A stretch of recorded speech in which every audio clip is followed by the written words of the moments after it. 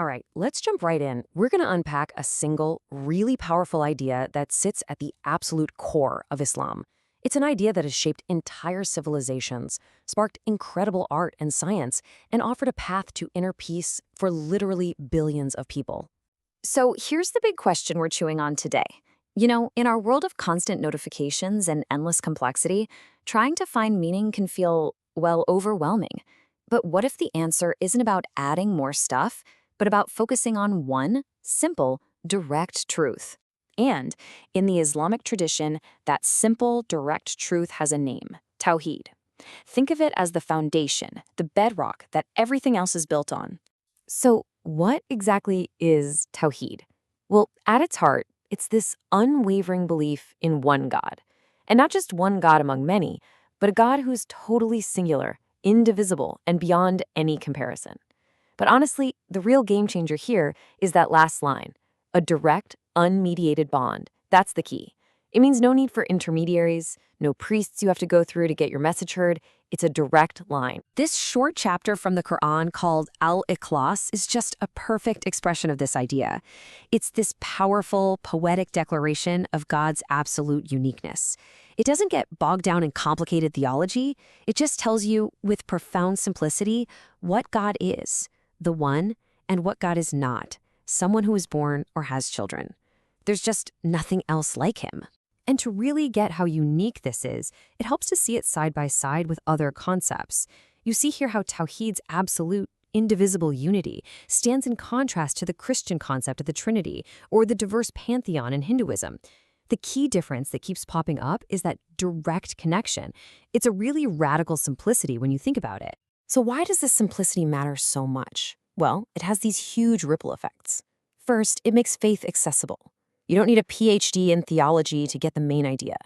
It's also universal. This idea of a single creator just resonates with people across all kinds of cultures. And maybe most importantly, it's a powerful equalizer. I mean, if everyone is directly accountable to the same single God, then all our earthly hierarchies of race or wealth or status, they kind of lose their power, don't they? But this was never just some personal, abstract belief people kept to themselves. No way. This idea became a force that literally shaped history, fueling one of the most intellectually vibrant periods the world has ever seen. We're talking about the Islamic Golden Age. I mean, just look at this timeline. From the legendary House of Wisdom in Baghdad, you have this absolute explosion of progress. You've got Al-Khwarizmi giving us algebra. Yep, the word itself comes right from Arabic. You've got Avicenna writing a medical textbook that was the standard in Europe for centuries. It was just this incredible period driven by an unstoppable quest for knowledge. So, what was the engine behind all this? Well, the belief in one rational creator led scholars to believe in a rational, observable creation. The universe wasn't just some chaotic, random place. It operated on laws set by a single divine intellect. This worldview basically gave them a mandate to go explore, to figure out the how of creation, because they saw scientific discovery as an act of appreciating God's incredible work. And this idea wasn't just about fueling intellectual progress, it was a powerful social glue. The classic example is Medina. The Prophet Muhammad brought together tribes that had been stuck in these vicious cycles of war for generations, and their new identity wasn't based on bloodlines or tribal loyalty anymore, but on this shared belief in one God. It was a stunning demonstration of how a single idea could create unity out of deep, deep division. Okay, so we've seen the massive impact on society in science. But for most of us, faith is deeply personal, right? So let's shift our focus inward and see how this direct connection becomes a source of real inner peace. So how do you actually cultivate this connection? Well, the path is paved with these really simple, accessible practices. You have Salah, the 5 daily prayers, which are these built-in moments to just pause the chaos of life and reconnect. Then there's Dua, which is more of a personal, open conversation with God. And Dhikr, which is the beautiful, simple act of just remembering God, keeping that presence in your mind throughout the day. And the benefits of this are profound. These practices create a sense of calm and purpose. The rhythm of prayer adds discipline to your life. And the accessibility is just so important. You don't need a special building or an official to make that connection. That direct line is open anywhere, anytime. It even lays the groundwork for deeper mystical paths, like Sufism. And look, this isn't just some vague, feel-good thing. We're talking about real, measurable effects on your body. Research, like this Harvard study from 2018, has actually shown that spiritual practices like prayer can significantly lower your levels of cortisol.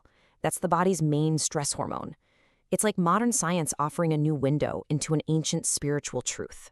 And maybe the Sufi poet Rumi captured the ultimate goal of this spiritual journey best in this one beautiful line. Beyond the realm of matter, I became a soul. It speaks to this sense of transcendence, where the simple act of remembering God can lift your awareness beyond the day-to-day grind. So we've touched on the theology, the history, the inner spiritual life, but how does a 1400-year-old idea really hold up in the 21st century? Let's talk about how it's relevant right now. Let's start with a story many of you might know. Back in the 1970s, Cat Stevens was on top of the world. A global rock star, he had everything you could possibly want. Fame, fortune, you name it. And yet, he talked about feeling this deep, nagging emptiness, like something essential was missing from his life. And his answer wasn't in getting more of anything. It was in simplicity. He embraced Islam, taking the name Yusuf Islam, and found in the direct, uncomplicated connection of Tawhid, the peace that all the materialism in the world couldn't give him. He traded the global stage for a life focused on service and education. Now think about another powerful transformation. Malcolm X, a towering figure in the American civil rights movement. His early path, within the Nation of Islam, very much framed his faith through a lens of racial identity and separation. But then, something profound happened. He made the pilgrimage to Mecca, the Hajj. And there, he saw people of every race, every color, from every nation, standing shoulder to shoulder, completely equal before God. He had this incredible realization that Tawhid, in its purest form, wasn't a tool for separation at all. It was the ultimate tool for unity, a force powerful enough to erase the racial lines that divide humanity. So this isn't just about historical figures. It can be a practical toolkit for our lives right now. Feeling that modern workplace anxiety? The built-in pauses for prayer can be an anchor. Facing an existential crisis? There's purpose in serving something bigger than yourself. This idea of divine accountability can become a powerful moral compass, helping you navigate tricky ethical choices. It really offers a way to ground yourself in a chaotic world. So when you step back and look at the whole picture, it's pretty incredible. This one simple idea of one God has had such a massive journey. It helped fuel a golden age of science, it's a timeless blueprint for social unity, and it continues to offer this clear path to inner peace and purpose, even in our crazy modern world. And that brings us right back to where we started. So I'll just leave you with this to think about. In our own lives, with all the endless demands on our attention, what really is the power of having a single, unifying focus? Thanks so much for joining me for this explainer.